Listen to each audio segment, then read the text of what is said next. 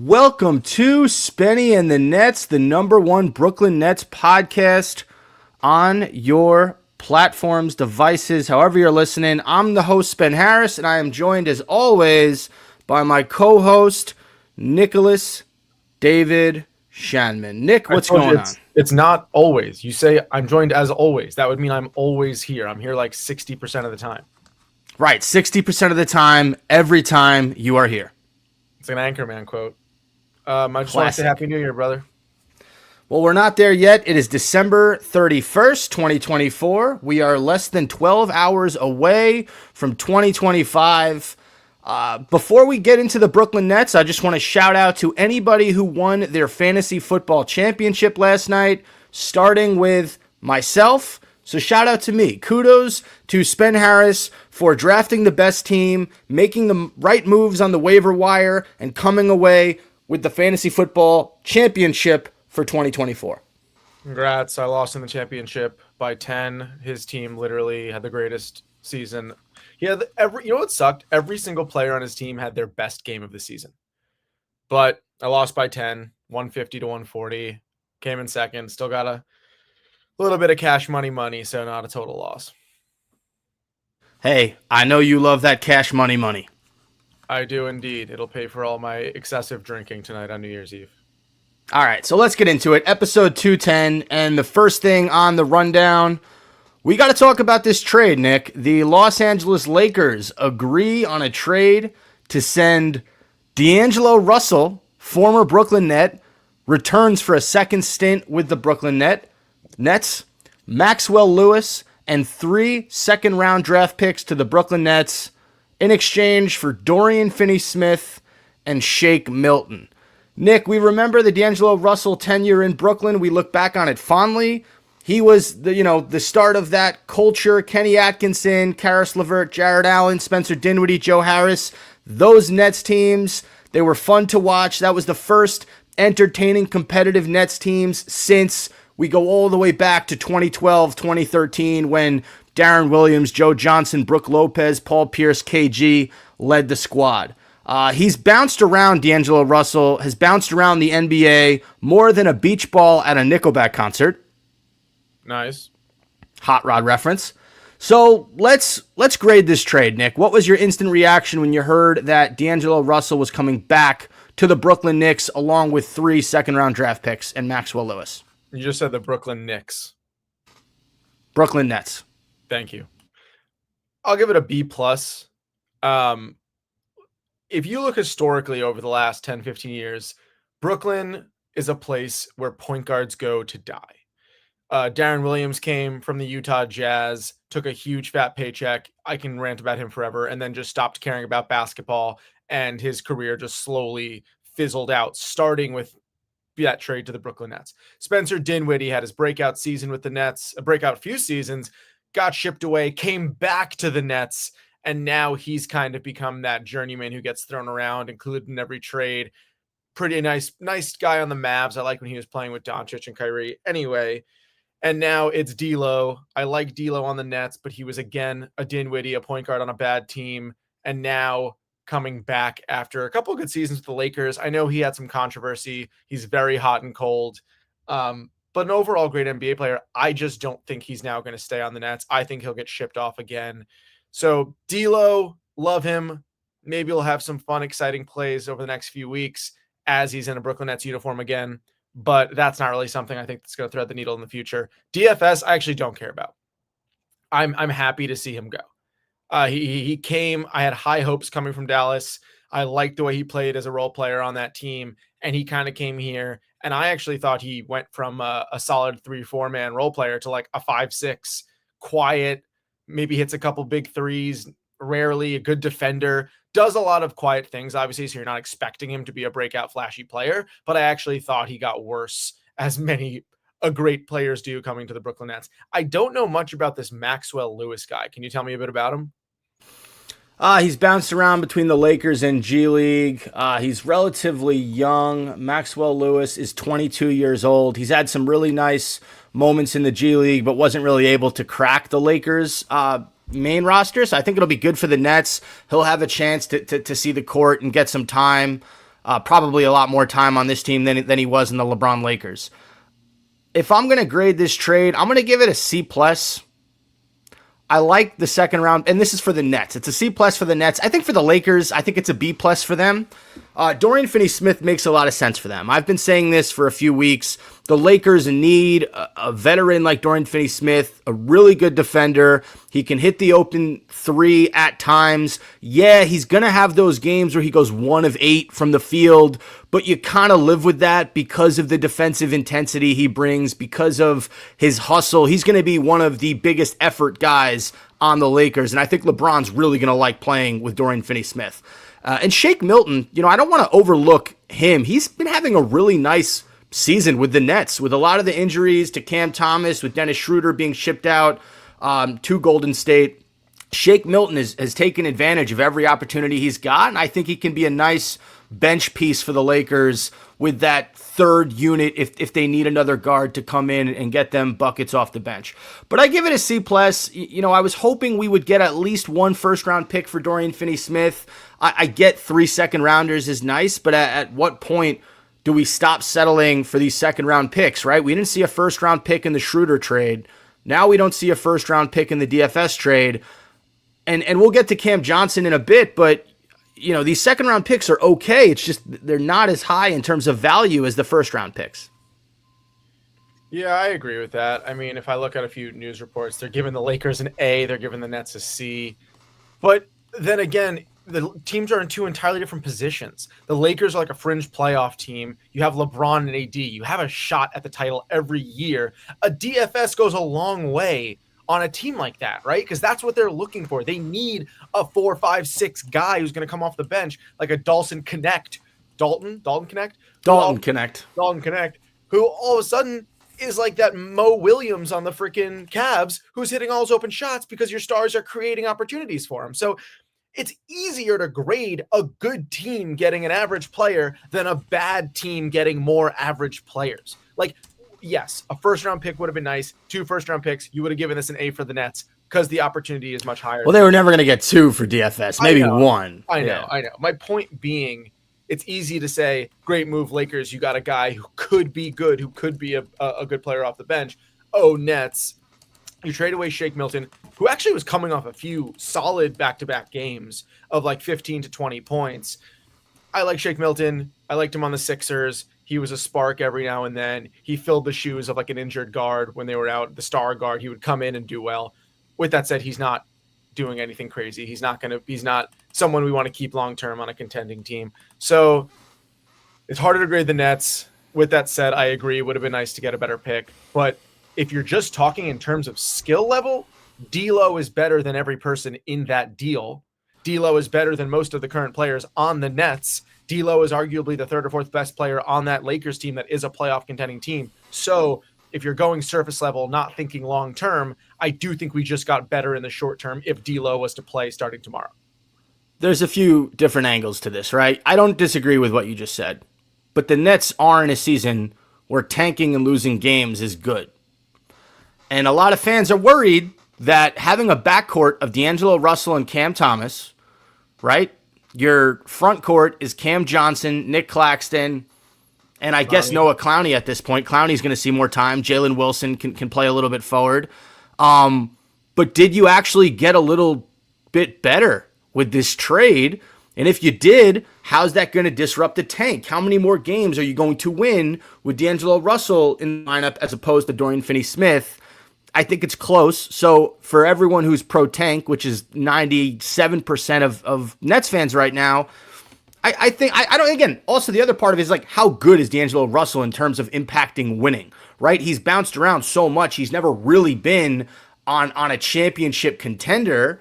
So that's interesting. So that's one angle. The other angle is, it kind of comes full circle because he left because Kyrie Irving came in, right? Kyrie Irving and Kevin Durant came in. D'Angelo Russell was shipped off to Golden State to make the money work. He bounces around. All of a sudden, we trade Kyrie to the Mavs for DFS and Spencer Dinwiddie. And what happens? We eventually trade DFS and we get back D'Angelo Russell. So it kind of comes back full circle where he's part of that Kyrie Irving trade essentially, which is kind of funny. So that's another angle. And then the last angle I look at is it did not end well, D'Angelo Russell, in terms of leaving Brooklyn. They asked him I forget what year it was and what team he was on, but when he played the Nets later in his career, they asked him, hey, is there any added extra motivation? And he said, well, Sean Marks isn't putting on a jersey. I'm paraphrasing here, but he kind of took a shot at Marks. So very interesting that, even how it worked out with Spencer Dinwiddie in his second stint in the NBA with the Nets. And I don't know if you heard recently, he totally destroyed the Nets on how they treated him in his second run. They kind of labeled him a cancer to the team, at least in his perspective. So it's just funny that Marks would, everything that's happened with Dinwiddie and D'Lo in the past, he would bring him back. And I agreed with you in the sense that it would have made sense to reroute him to a third team. The way that the Brooklyn Nets Twitter is promoting the acquisition of D'Angelo Russell, I don't think that happens. So I think they're going to hold on to him for the foreseeable future. But yeah, picks are great. And I do believe this move also opens up more cap space, which is something that the Nets are really looking to do. In terms of the next few seasons is eventually maybe target some big time free agents where they'll have the cap space. But in terms of winning games and in regard to the tank, I don't love it, which is why I give it, what did I give it initially? A C plus is what or C? Yeah. I also just want to point out for those D'Lo fans out there, D'Lo is coming off with the Lakers currently. It's only a third into the season or almost halfway into the season. Nearly halfway into the season, actually. Third, a little over third. I just want to point, he's having his career lows in almost every category. He's 12.4 points a game, which is his lowest in every single season he's been in the NBA, even lower than his rookie season at 13.2 points. He's having his what looks like second worst assist season at 4.7 assists. His lowest was 3.3 rookie year, and he's having his third lowest rebounding per game season at 2.8. His other lows were 2.6 and 2.9. So second lowest. So he's having literally a bottom three in points, assists, and rebounds. He's only 28 years old. But to look at those numbers and say, hey, we're getting a solid point guard, sure, but he is right now playing the worst he has played since he was drafted in 2015. What did you give the trade for the Nets? What was the grade? I gave it a B plus off. He was a second pick overall. I gave it a B plus off literally just getting a skilled player and getting rid of players I don't think will do anything for us. Okay. But yes, so you gave it a B plus. I'll give it a C plus. Is my final grade. So it averages C plus. To like a B minus. Yeah, I mean, dude. Last thing I'll say about D'Angelo Russell, he has had a roller coaster of his career. I mean, got drafted by the Lakers, had this stuff happen with Nick Young, kind of ruined his reputation. Got sent to the Nets, resurged his career with the Nets, was an all-star that one year. Then he goes to the Warriors, doesn't really fit with Steph, goes to Minnesota. They want a more defensive-oriented point guard, so they make the move to get Mike Conley. He gets shipped off back to the Lakers, had some ups and downs with them. Darvin Ham wasn't his biggest fan. JJ Redick benched him earlier in the season, and now he's back with the Nets. So kind of a roller coaster of a career for the 28-year-old, but we'll see. He'll bring us some highlights. It'll be fun to watch him and Cam Thomas. I just hope they don't win too many games. Moving forward. So this next segment is called Dead to Us or We'll Allow It. Dorian Finney-Smith was quoted with, getting traded to the Lakers, talking about being on the Lakers as opposed to being on the Nets. And here's what he had to say, Nick. If you played in Brooklyn, you know what I mean. You don't want to be the little brother in this city. I'm finally with Big Brother. It feels good. This little brother, big brother thing with the Nets, the Knicks, I'll acknowledge that the Knicks fan base is far bigger than the Nets fan base, and historically they just have more history in the NBA than the Nets do. Can we agree on that? Yeah. But I don't think the players for the Nets ever say things like, oh, we're a little brother. When Kevin Durant was here, and this is why Nets fans love him, he always trashed on the Knicks. And even when he left the Nets and went to the Suns, he never said bad things in terms of how the Nets were perceived. He always rocked with the Nets organization. For Dorian Finney-Smith to get traded and immediately call the Nets little brother and say, oh, it feels good to be with big brother now, because in LA, it's the Lakers and the Clippers, and the Lakers are considered the more popular team. Nick, is Dorian Finney-Smith dead to you, or will you allow it?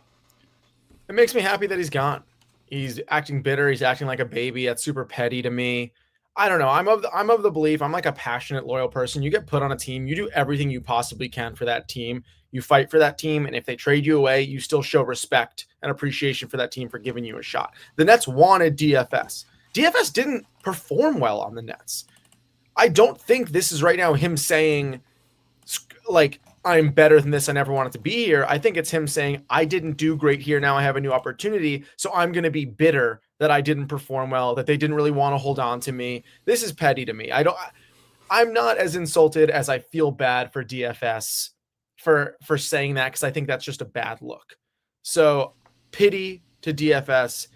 Sure, go try to win a championship on a Lakers team that, to me personally, doesn't have a shot. And now you're going to be in a bigger city, sure, in a bigger market team, obviously a bigger commercial team, sure, that's all true. But to leave the Brooklyn Nets and say that, yeah, I just don't think that's a respectful thing to do, and it makes me judge you as a player and as a human being. So he's not dead to me, but I won't allow it. I actually I don't know if I'm in the minority. I love Dorian Finney-Smith on the Nets. I thought he gave everything he had whenever he was on the court. He hit a few open shots. He had some nice moments with Brooklyn. And I think he was able to increase his trade value a little bit from the time when he joined us from the Mavs to now. Having said that, I hate when guys leave an organization and immediately shit on them, which is why I won't allow it. Whether you think the Nets are big brother, little brother, you just spent a year and a half with us. Don't go and say that the second you're on another team. You can say it feels great to be on the Lakers. You can say things like, oh, I like being the big brother to the Clippers, but to drag the Nets when we gave him every opportunity to play. We never started guys over him, right? Like, it was his position. It's not like we gave Noah Clowney the position over him. And, I enjoyed his tenure here. I think he liked playing here. He was one of the leaders on the team here. So it bugged me a little bit for him to say that. I was in agreement with all of Nets Twitter. Like, dude, if Kevin Durant is not going to shit on the Nets when he leaves, neither should you. Yeah, and I'll also say this, like, to compare it to the NFL, that's like Josh Allen calling the Bills the little brother to the Giants and the Jets, who are the much bigger, more popular teams. And you look at the Bills, who are one of the best teams in the NFL. I think this is their best opportunity ever to win a Super Bowl.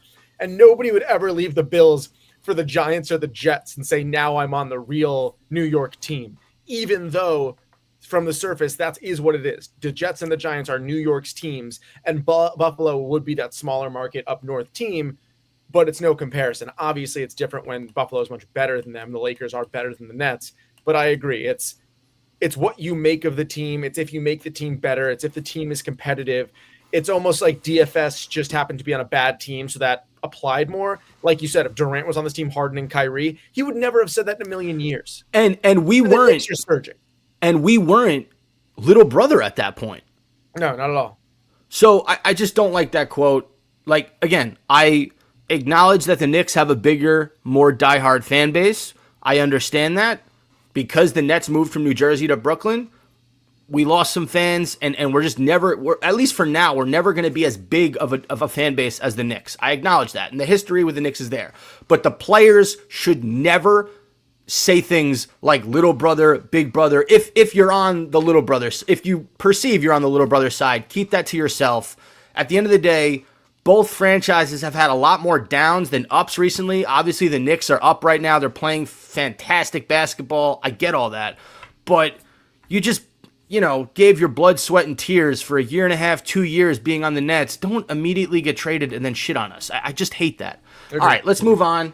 Let's talk about Cam Johnson. So the latest with him, he will be the next move for the Brooklyn Nets on the trade market following the Dennis Schroeder and the Dorian Finney-Smith trades. Evan Sidery tweets, after 2 trades, it's clear what Brooklyn desires. Prospects, draft picks, and expiring contracts. Johnson will bring back their most significant haul.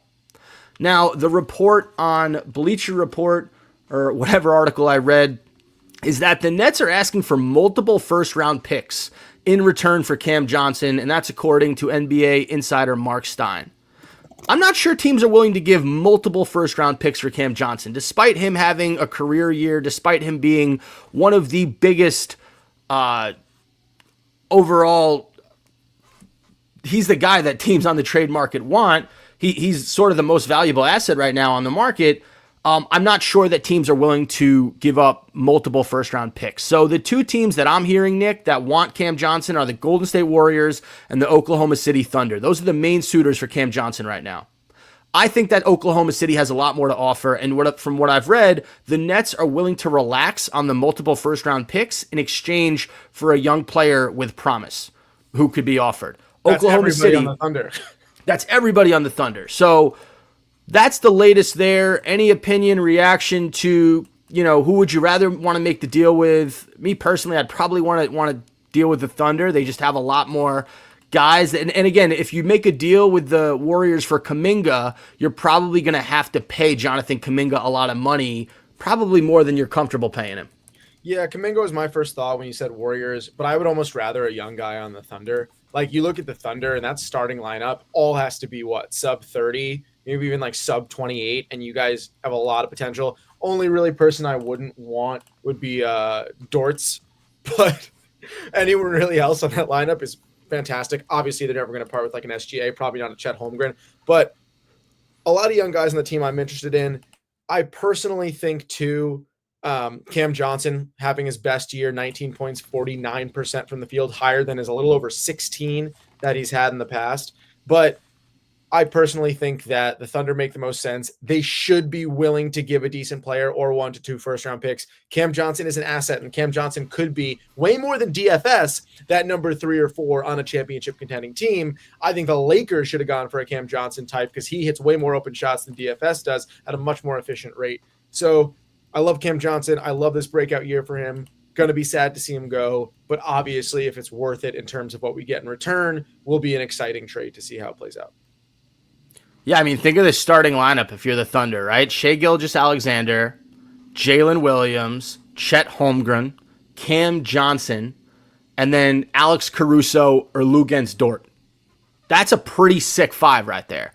Now, the one guy that I really would love if the Thunder were willing to part with, this past draft, the Thunder drafted point guard Nikola Topic from, I believe, Serbia. 6'6" point guard, 19 years old. He tore his ACL in January of 2024. So he's currently recovering. But that's a guy where, like, if you're the Nets, that's who you want. You want a first-round pick, and you want this point guard who's 19 years old who could potentially be a monster in the NBA. So that's who I want the Nets to trade with. Nikola Topic, the Serbian point guard, and give us a first and maybe one other player to match salaries or whatever. That's what I'd want to do. Take some risks. I mean, if you're the Nets right now and your strategy over the last decade has been like snag on to veteran players who are kind of expiring or get a couple mid-tier to slightly above average guards and smalls like Shake Milton and Dinwiddie and all these players that are fun to watch but don't have a big enough significant impact on a winning team, I'm ready to take some risks, get a bunch of picks, get a guy like Topic, get a guy like Kuminga, anyone who's young and is kind of waiting for that real opportunity to break out. That would be the most exciting and I think the most beneficial because whatever strategy we've been doing prior has not been working. Yeah, I agree with you. So that's the latest. The only other guy I'm seeing in trade rumors is Day'Ron Sharpe.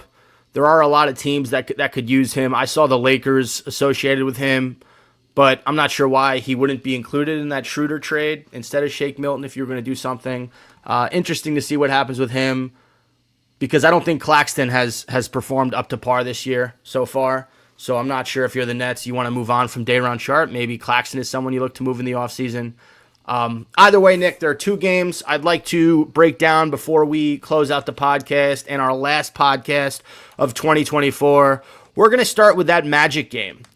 the other day. 102-101 loss to the Magic in Orlando, I believe. This was a great game for the tank. The Nets were up this entire game. They were up 21 points at one point. Cam Thomas off the bench and his return was fantastic. 25 points, 6 rebounds, 5 assists. He was a +8 overall. Jalen Wilson had 16 points off the bench, 4 of 5 from three-point range. He was just, I think there was a moment where he had like 3 threes in a row in that fourth quarter. He looked great. Your starting 5 didn't do much. Keon Johnson was your high guy in the starting 5 with 14 points. Clowney had 13. Ben Simmons had 6, 7, and 7. But this Magic team, they're solid. The Nets are a team that the Magic should beat every time they play. And Cole Anthony with the game-winning layup, it just seemed like the Nets, just everything they did in those closing 2-3 minutes, seemed like they were just bound to lose this game. They did all the wrong things. They were fouling the Magic. They were turning the ball over. And Cole Anthony, who I actually would love to see on the Nets, I thought maybe the Nets would make a move for him this year. He had the game-winning shot. He ended up with 19 points off the bench. I'm sorry, that's Goga Bitadze. Cole Anthony had 10 points off the bench. Tristan De Silva had 21 points for the Magic, 7 assists, 6 rebounds. Goga Bitadze, who always kills the Nets, 19 points for him, 11 rebounds. And the Nets basically lost this in just dramatic, embarrassing fashion. Any thoughts on this loss to the Magic, Nick? I had a lot of people send me memes of this is the greatest tank move of all time, making it super competitive and then blowing it in the last minute, which I thought was funny. The only thing I think of is the Magic are kind of the team we want to be in a few years. The Magic have literally been shitty for like 15 years since they lost in that was the championship with Turkoglu and Rashard Lewis and all those guys to Shaq when they were and wasn't that the cheating? No, that was the cheating scandals against the Kings in the finals. Anyway, the Magic had a great team at one point with like Dwight Howard and all those guys. But the Magic are the team we want to be. Like you look at these young guys who are finally starting to come to fruition, and they have so much talent between like Cole Anthony, Jonathan Isaac, Bitadze, Wendell Carter, and then you guys, they got the guys who didn't even play, the freaking Wagner brothers. Franz Wagner is like now one of the best point guards in the league at like 23 years old. Who is the guy from Duke, Paolo Banchero, who's fantastic. So you got the Orlando Magic, who are almost like a couple steps behind the Thunder in terms of all these young guys hitting their potential and becoming like a top team in the West. For the Thunder, it would be the East for the Magic, obviously.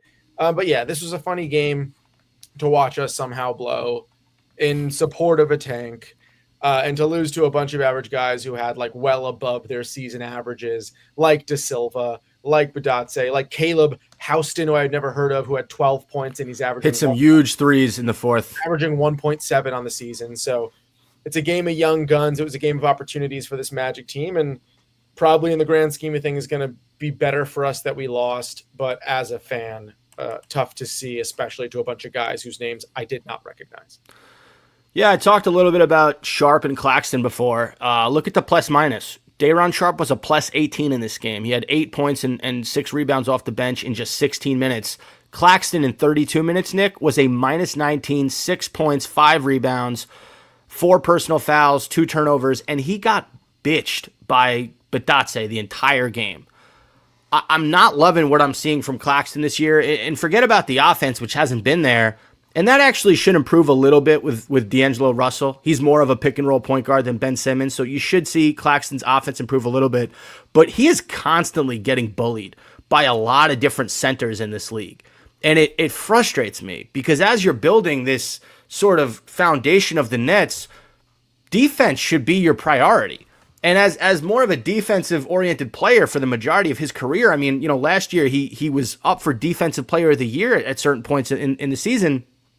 He just has really disappointed. His defense just has not been there. Yeah, you're done with him? In big matchups, he's getting 5 and 5. That's pathetic.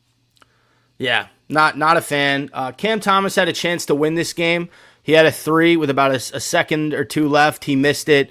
But overall, really strong performance from him coming back. I mentioned the 25 points earlier. 10 of 11 from the free throw line. So nice to see him getting to the line 11 times. 6 of 18 from the field. 3 of 7 from three-point land in 25 minutes for Cam Thomas off the bench. And then Jalen Wilson, I mentioned as well, some clutch free throws down the stretch to put the Nets up 1 before the Cole Anthony layup to win it. In 31 minutes, Jalen Wilson was 4 of 5 from the field and 4 of 4 from the line. So some good things to take away, but overall, I guess you can call this a good loss if you're a Nets fan. And then the other game I wanted to get to, Nick, was the Spurs loss, 96-87. So this was a game that, the Nets had no one in this game. No Cam Thomas, no Cam Johnson. I think Dorian Finney-Smith, this was his final game as a Net, where he finished with 2 points and 9 rebounds. He was 1 of 7 from the field. Dorian Finney-Smith was in his final outing as a Net. The only takeaway from this game, Victor Wembanyama is one of the most fun players. Funnest is not a word. My mother, the elementary school teacher, would kill me for that. He is one of the most fun players to watch. I mean, he would sleptwalk through the first half and then finished with 6 blocks, 7 rebounds, some nice slams for Wembanyama. It's fun to watch him and Chris Paul work that two-man game a little bit. For the Nets, the bright spot was Keon Johnson, 25 points for him. He led all scorers in this game with 25 points, 10 of 20 from the field, 4 of 10 from 3. It's nice to see him getting some run and scoring, because as the Nets build this team, I'm not sure Keon Johnson, who's primarily been in the G League before this season, is really going to get too much run with this Nets team. He's 22 years old. He is young, but I'm not sure how his game's going to translate when the Nets become competitive. 16 points and 12 assists for Shake Milton in his final game as a Net. It was nice to see him play well. 11 and 10 for Claxton, 11 points for Jalen Wilson, and then 13 points for Tyrese Martin off the bench. Nets were really never in this game too much. They got outscored by the San Antonio Spurs 30-19 in the second quarter, 33-21 in the third, and by the fourth, this game wasn't really too competitive. But overall, just fun to watch Victor Wembanyama play basketball. I mean, listen, you're never going to win a basketball game shooting sub 40%, scoring 87 points total, sub 30% from 3, and only getting to the free throw line 8 times, and only hitting 5 free throws for a 62% free throw percentage. But you look at the Spurs, who got to the line 27 times compared to our 8. And it just goes to show, dude, we're always looking for better bigs. We're always going to have a gap in the front court, because if you're getting out fouled, if you're getting sent to the free throw line by 20, you're screwed, bro. You have no one banging down low. You have no one drawing fouls and giving you some easy buckets. So that's always my biggest concern for this Nets team, is we need better bigs. We've been waiting for Claxton forever, and he's not there. And he's honestly not getting bigger in terms of size. He's always been scrawny. Put some weight on if you could really contend with some of these bigger players down low, like a Badatse.